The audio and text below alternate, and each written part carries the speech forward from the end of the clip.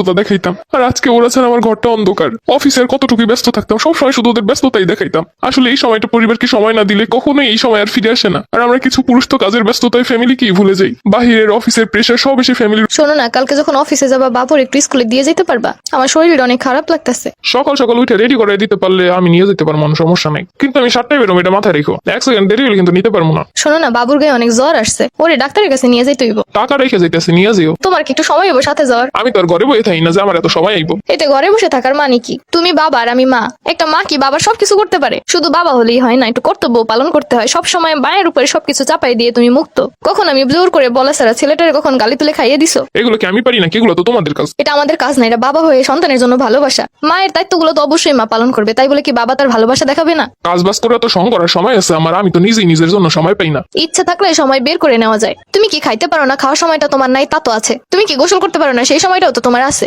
শুধু সময় নাই সন্তানের ভালোবাসা কেয়ার করার। আমার কথা না হয় বাদই দিলাম, আমার অপূর্ণতা অপূর্ণতাই থাকুক, কিন্তু আমার সন্তানটা। মহিলাদের এইসব ঢং আমার বিরক্ত লাগে। আমি যদি ইনকাম করে না আইনা দিতাম তাহলে সন্তান চালাইতা কি দিয়া? বাহ, শুধু ইনকাম কইরা আইনা দেওয়াই বাবার দায়িত্ব শেষ? তোমার সন্তানও যখন বড় হয়ে শুধু টাকাই দিব, কোনোদিন খোঁজ নিব না, খবর নিব না, সেটা খুব ভালো লাগবে? একটা কথা মাথায় রেখো, বাবা মা যা শিখাবে সন্তানও তাই শিখবে। আমি ভুল কি এমন শিখাইতেছি? তুমি আমার সাথে যেমন আচরণ করবে সন্তান সেটাই শিখবে। কেন আমি কি এমন আচরণ করি যে সন্তান ওইটাই শিখবো? আমার মনে পড়ে না আমার বাচ্চা কবে আমাদের সাথে সুন্দর মুহূর্ত দেখছে। 2 মিনিট ভালো কথা হইলে 10 মিনিট তুমি আমার সাথে ঝগড়াঝাটি করে দিন পার করো। এটা কি আমি করি না তুমি করো? তুমিই তো তোমার কাহিনী দিয়ে নতুন নতুন কাহিনী করো, সেইটার জন্য আমার যত রাগারাগি যত কথা।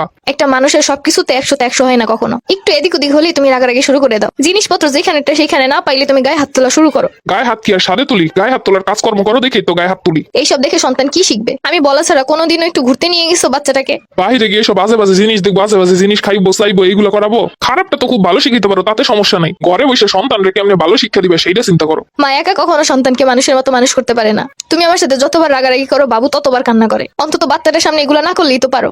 আমি বাইরে কষ্ট করে টাকা ইনকাম করে আনি, ঘরে বইয়া 2 মিনিট পর পর কাহিনী করবো, এইটা লাগবো সেইটা লাগবো, ছেলের এলো এইটা করো, ছেলের এলো এটা ওইটা করো। ওই আমি কি মহিলা? মহিলা কাছে আমি করবো কি লিগা? এটা মহিলাগো কাজ বলে না, এটারে বলে ভালোবাসা, দায়িত্ব, কর্তব্য। বাচ্চার একটু খাওয়াই দিলে, বাচ্চার একটু পোশাক পরাই দিলে যদি তোমার মহিলাদের কাজ মনে হয় তাহলে আমার আর কিছু বলার নাই। সারাক্ষণ কাজের ব্যস্ততা দেখি এত বছর পার করে দিলা, আমাদের জন্য তোমার কাছে কোনো সময় নাই। তুমি তো ভাবো খালি টাকা এনে দিলেই সন্তান বড় হয়ে যাবে। মা, ডিসেম্বর চলে আসছে, আমরা কোথাও ঘুরতে যাবো না? ট্যুরে যাবো না? জানো আমার বন্ধুরা সবাই তার বাবা মায়ের সাথে ঘুরতে গেছে কত কত সুন্দর সুন্দর জায়গায়। আমরাও যাবো, কিন্তু তুমি আর আমি আর কেউ যাবে না। মা, বাবা কি আমাদের সাথে যাবে না? না, বাবা অনেক ব্যস্ত। মা, আমাকে কি সত্যি সত্যি নানা বাড়ির গাছতলায় পড়ে পাইছিলা? না, কেন? না, এমনি। ওই গেল, সারা ঘরে কোথাও নাই, এটা আবার কি লেখা?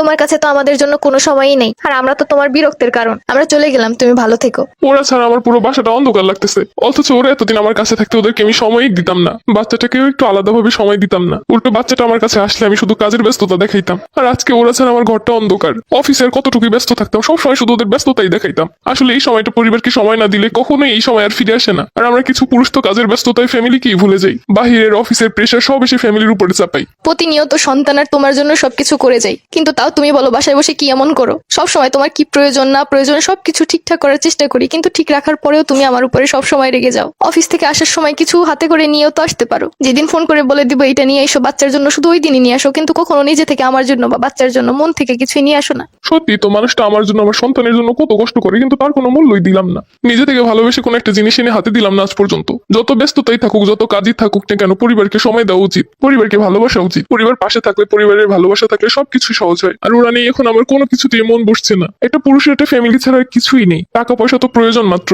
অথচ সেই ফ্যামিলিকে সময় না দিয়ে, গুরুত্ব না দিয়ে, ভালোবাসা না দিয়ে শুধু টাকার পিছনে ছুটে গেছে।